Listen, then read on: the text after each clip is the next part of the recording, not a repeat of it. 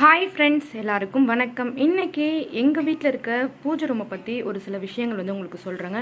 எங்கள் வீட்டு பூஜை ரூம் வந்து எப்படி அரேஞ்ச் பண்ணியிருக்கோம், அதில் என்னென்ன விஷயங்கள்லாம் இருக்குது. ஃபஸ்ட்டு பூஜை ரூம் டூர் வந்து போகலாம் வாங்க. இது பாருங்கள், என்ட்ரன்ஸ்லேயே ஃபஸ்ட்டு அத்திவர்தர் இருக்காது இல்லைங்களா, அது ஃபேமஸாக ஃபஸ்ட்டு டைம் வந்து எல்லோரும் பார்க்கணும் அப்படின்னு சொல்கிறப்போ அத்திவர்தர் கோயிலுக்கு போகிறப்போ இது வந்து வாங்கினோம். இது வந்து ஸ்டார்டிங்லேயே வச்சுருக்கோம். பூஜை ரூமில் எங்களுக்கும் இது மாதிரி பெல் அது மாதிரி வச்சுருக்கோம். இதுதான் என்ட்ரன்ஸு. வாங்க இப்போ உள்ள போகலாம். இது பாருங்க, நான் இந்த கோலத்தை பற்றி உங்களுக்கு பின்னாடி சொல்கிறேன், ஏன் மஞ்சள் போட்டிருக்கேன் அப்படின்னு சொல்லிட்டு. இப்போ வாங்க, பூஜை ரூமில் வந்து ஃபஸ்ட்டு எப்போவுமே வந்து முழு முதற் கடவுள் வந்து கணபதி இல்லைங்களா, ஸோ அவரோட ஃபோட்டோஸ் வந்து வச்சுருக்கோம். உங்களுக்கு கிளியராக தெரியுதுங்களா?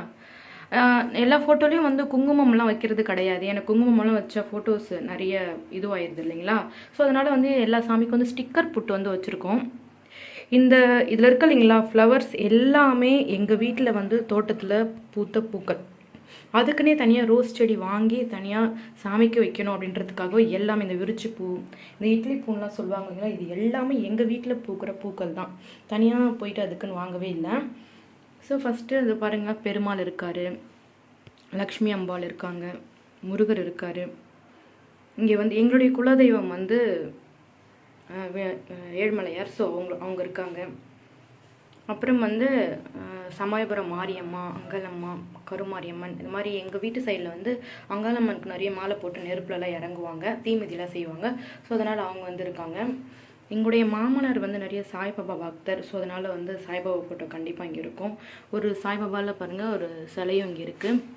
ஸோ எங்கள் அம்மா வீட்டில் சைடு வந்து எங்கள் அம்மா நிறைய வந்து ஓம் சக்தி மாலை வந்து போடுவாங்க. ஸோ ரொம்ப நாங்கள் அவங்கள நம்புவோம். ஸோ அதனால் ஓம் சக்தி அம்மா ஃபோட்டோவும் இருக்குது.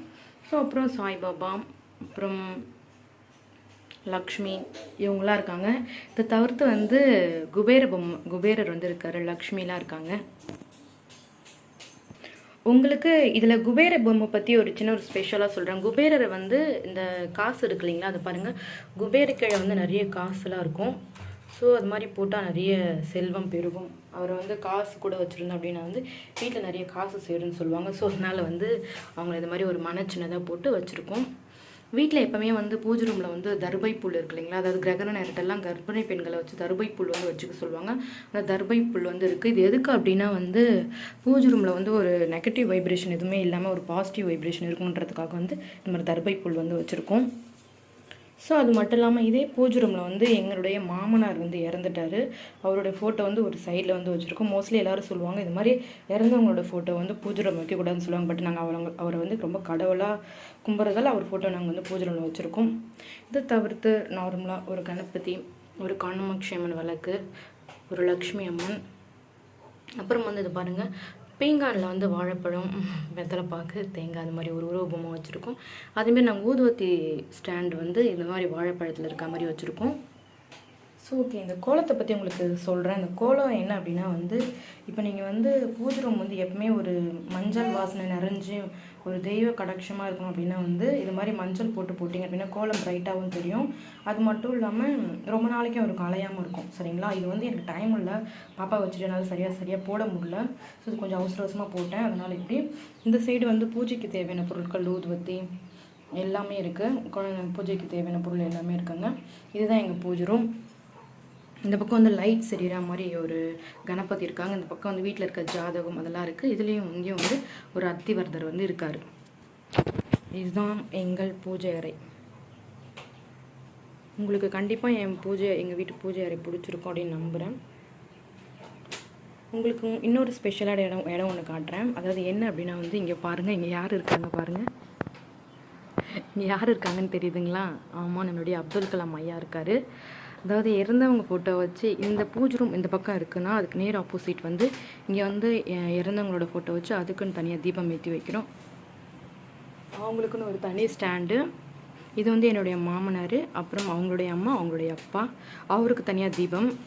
இங்கே வந்து என் கல்யாணத்துக்கு வந்து இது கிஃப்டாக கொடுத்தாங்க. ஸோ அப்போலேருந்து ஒரு 2.5 வருஷமாக வந்து இது வீட்லேயே தான் இருக்குது, இங்கே தான் இருக்குது.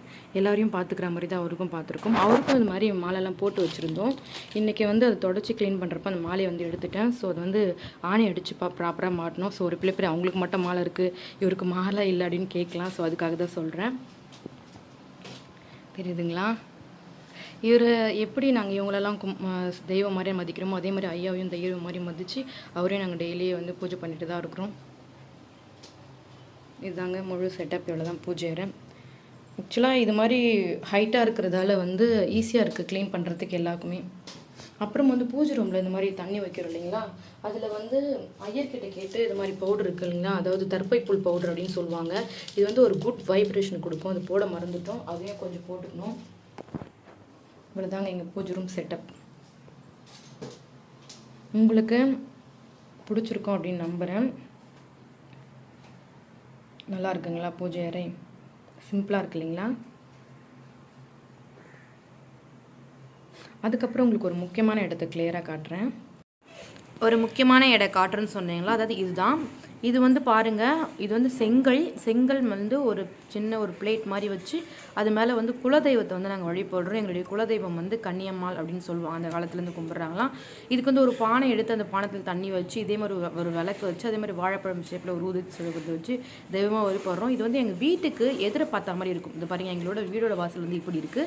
இந்த சிலை, அதாவது இந்த சாமியை கும்பிட்ற சிலை வந்து எங்கள் வீட்டு எதிர பார்த்த மாதிரி இருக்கும். ஸோ இது மாதிரி வாங்கி இது மாதிரி குலதெய்வம் வழிபடலாம். இது மாதிரி வச்சு ஒரு இறந்தவங்க யாராக இருந்துச்சு அவங்க வழிபடுறீங்கன்னா அது மாதிரி வழிபடலாங்க. இவ்வளோதாங்க எங்கள் பூஜை ரூம் செட்டப் எல்லாமே. உங்களுக்கு கண்டிப்பாக பிடிச்சிருக்கும் அப்படின்னா வந்து கண்டிப்பாக சேனலை சப்ஸ்கிரைப் பண்ணுங்கள். அது மட்டும் இல்லாமல் சப்போர்ட் பண்ணுங்கள். மேலும் உங்களுக்கு வந்து வேறு ஏதாச்சும் தெரியணும் அப்படின்னா வந்து கீழே கமெண்ட்டில் கேளுங்க. Okay friends, thank you so much. Bye bye.